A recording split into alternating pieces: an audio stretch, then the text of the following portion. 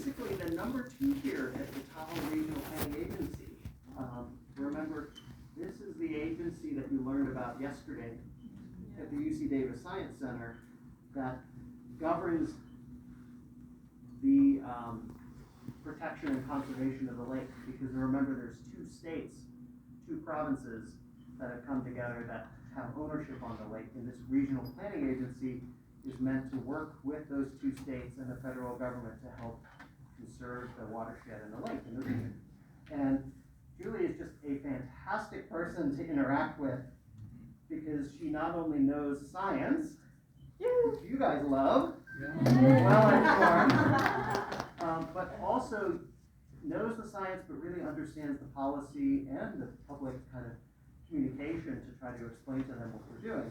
So I wanted Julie to just make a few remarks and a welcome and tell us what the planning agency is about, because I don't never get it all right. Then I'll give you an ecological history of Tahoe, pseudo-repetition from yesterday. Great.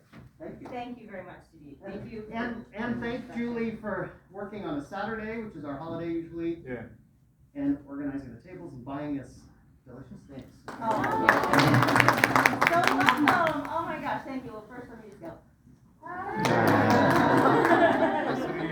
Oh, the hardest thing of the mask is not seeing the smiles, right?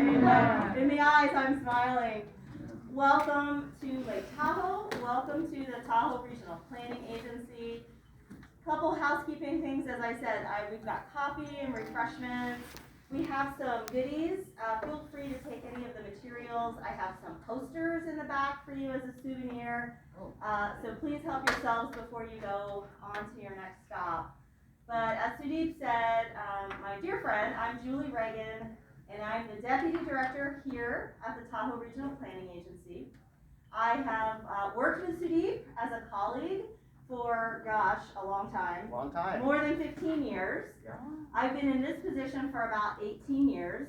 I'm originally from the East Coast, a very small state called Delaware, where our United States President Joe Biden is from.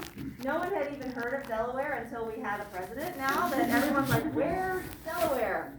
It's 2 hours from Washington, D.C. That's where I grew up, but I chose to move here with my husband because it is truly one of the most spectacular places on the planet. Have you all enjoyed so far? Yeah.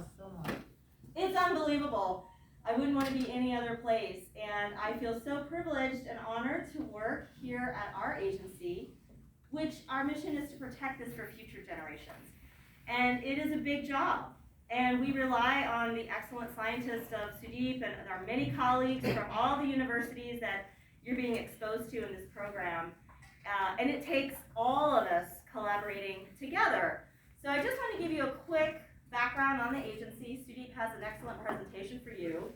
But just to provide some context with what you might have seen so far, I understand you're all educators.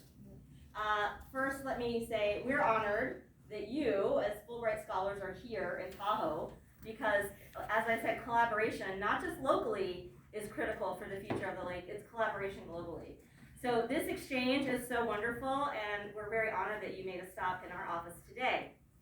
So our agency was formed back in 1969, so more than 50 years ago, with a compact between the states of California and Nevada. Now, in our country, there are several interstate compacts, but really we are the only one of its kind that has a watershed governance model of development and land use and transportation.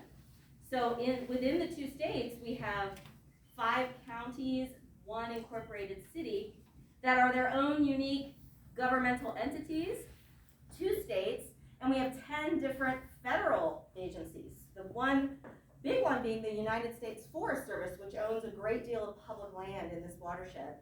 So a lot of agencies are working together, but the compact really gives our agency the mandate to protect this and to balance development with and land use with environmental protection.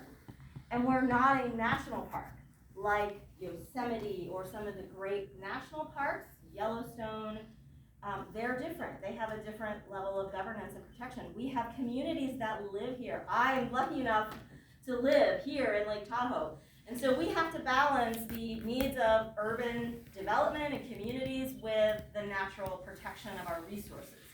And it is hard. I'll just say it is really hard. It's very controversial.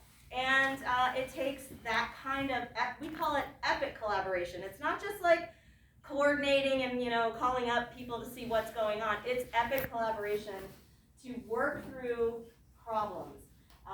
And one of our big problems right now is climate change. I'm sure you've been hearing about climate change, and it's literally threatening everything that we do, from our wildfire risk to invasive species risks and transportation.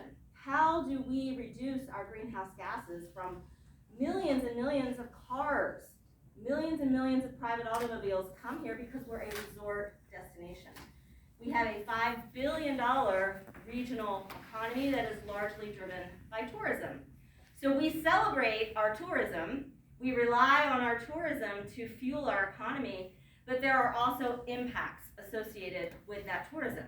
And so how do you harmonize those forces in a way that protects the local landscape, but also recognizes we have an economy and a community quality of life? We call it the triple bottom line, where the economy, the environment, and the community all win, the triple bottom line.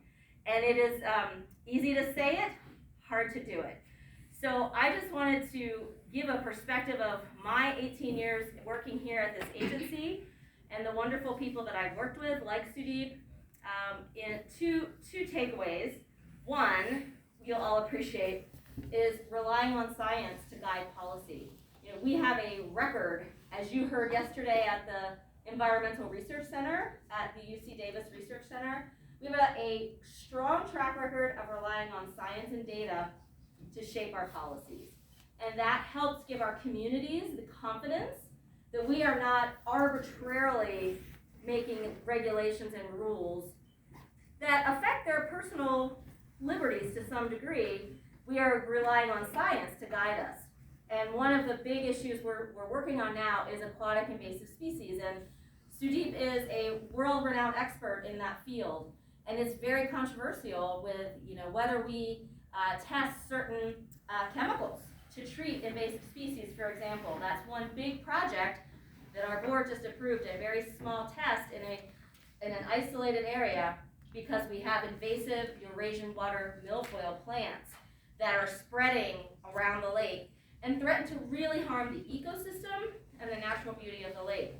So that's one example of where science is really guiding a reasonable approach to test some different innovative methods, looking at things like UV light to destroy plants and other non-chemical methods together. So that's an issue that's front and center, that is driven by climate change because the lake waters are warming and they become more hospitable to non-native invasive species. So that's an area that we're working on now.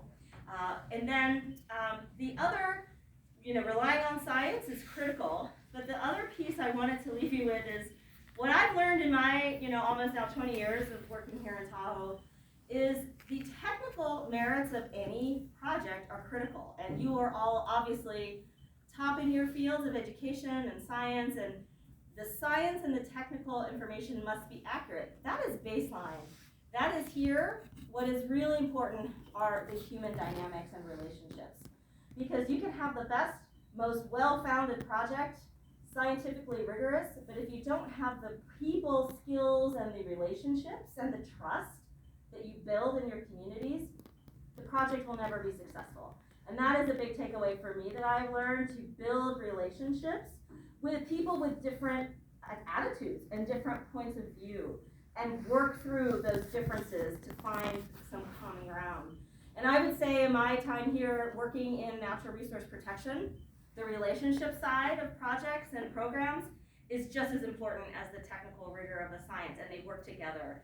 So if you can build those relationships and the systems that can move projects forward, you will be much more successful. And I'm sure you've all experienced that in your own home countries and in your own areas.